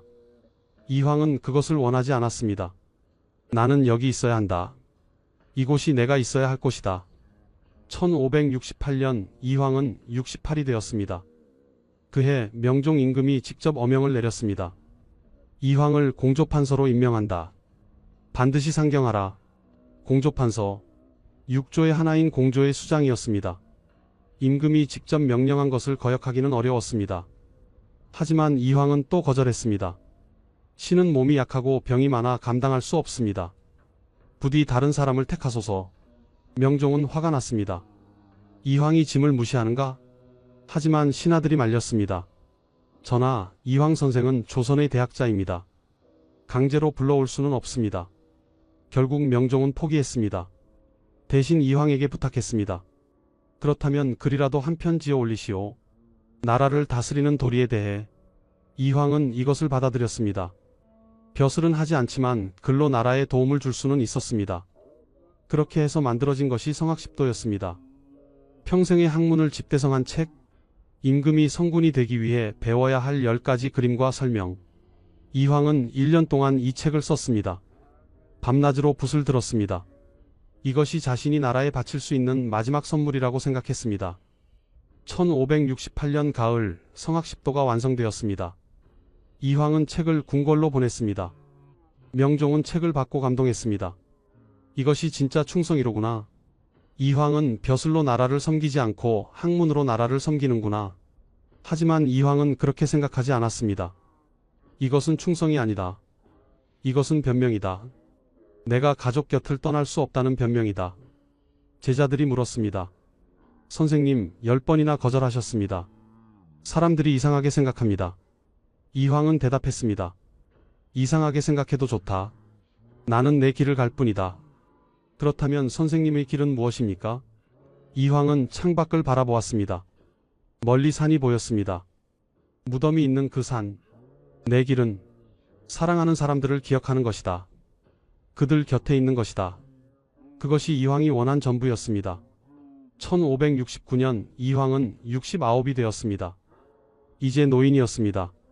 기력이 많이 쇠했고 병이 잦아졌습니다. 그런데 그해 봄 충격적인 소식이 들려왔습니다. 선생님, 큰일입니다. 제자가 급히 달려왔습니다. 얼굴이 창백했습니다. 무슨 일인가? 적 도령이 쓰러지셨습니다. 이황은 벌떡 일어났습니다. 차남 이적의 이야기였습니다. 뭐라고? 저기가? 급히 이적이 있는 곳으로 달려갔습니다. 이적은 침대에 누워 있었습니다.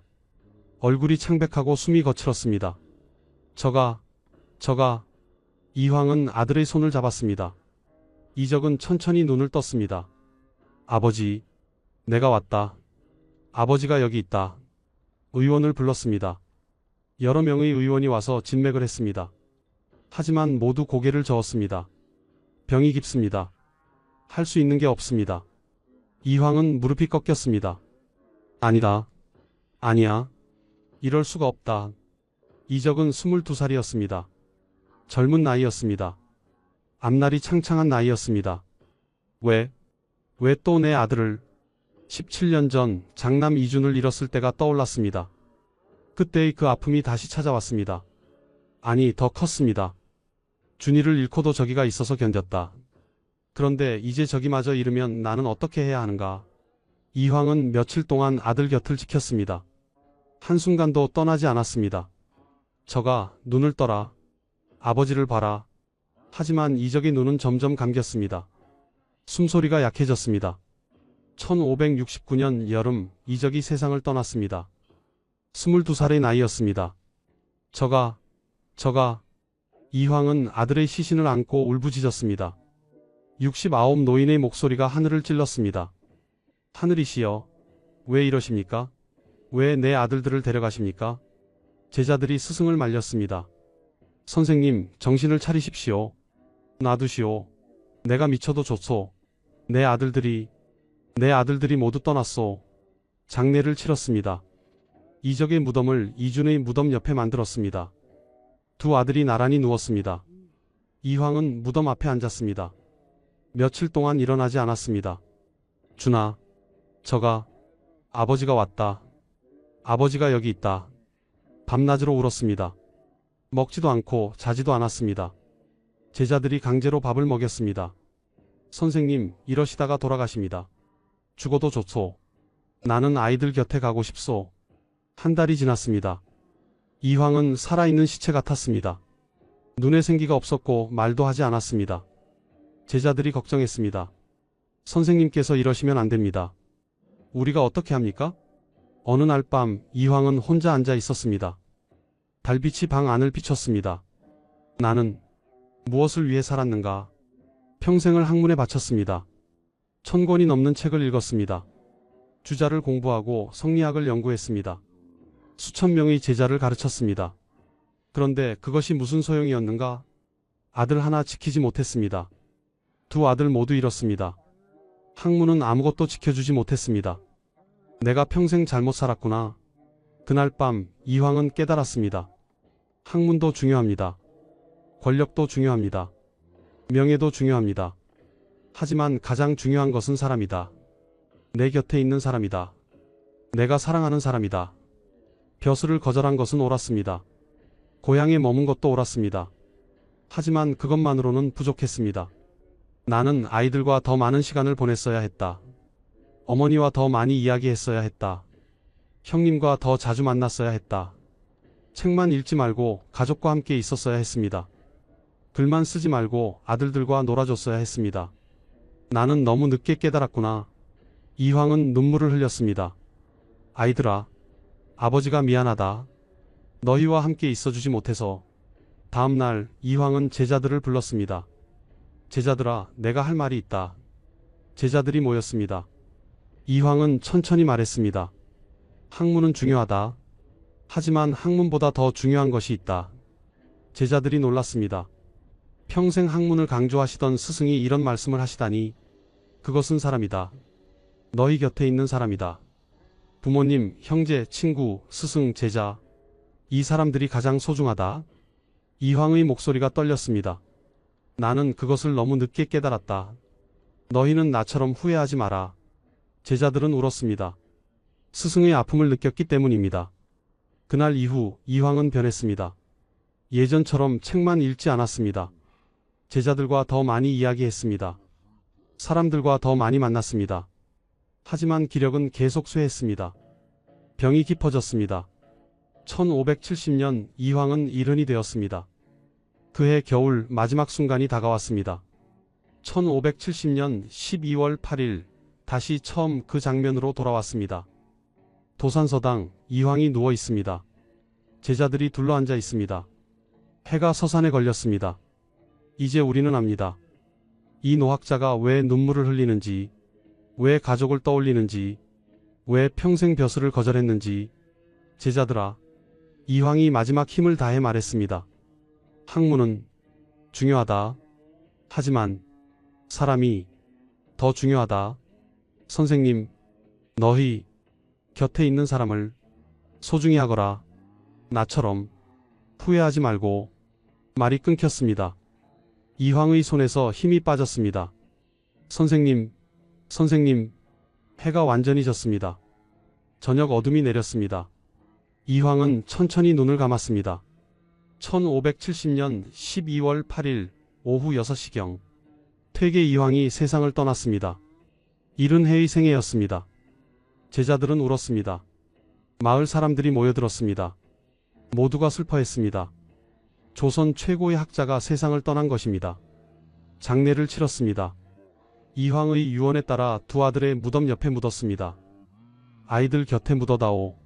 내가 지켜주지 못했으니 이제라도 곁에 있고 싶다. 그렇게 해서 세 개의 무덤이 나란히 생겼습니다.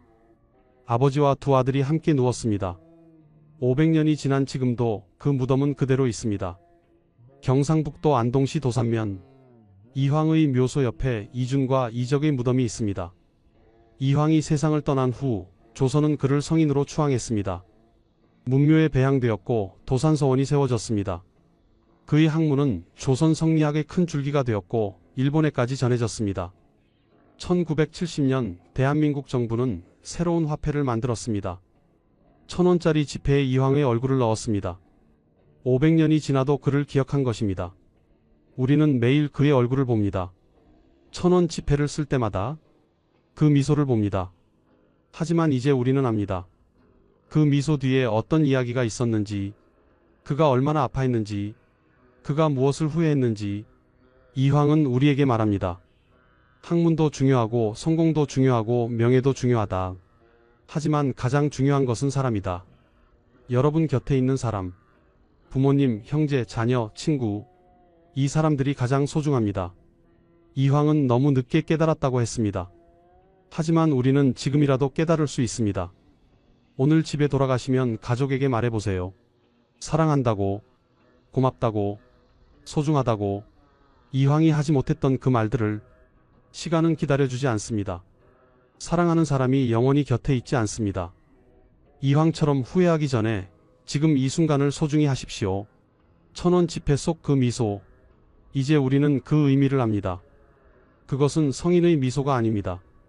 한 사람의 아버지가 한 사람의 아들이 사랑하는 사람들을 만나러 가는 미소입니다.